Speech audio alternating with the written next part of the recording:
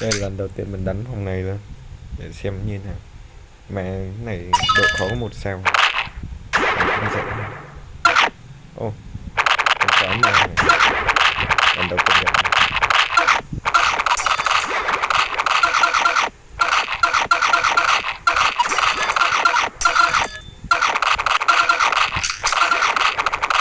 Đấy, not sure how else.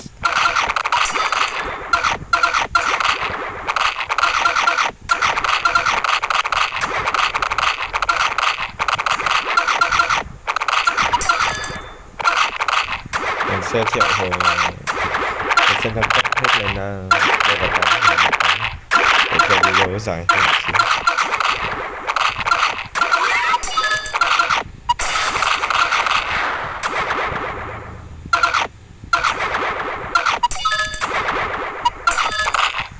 Một sao thì có thể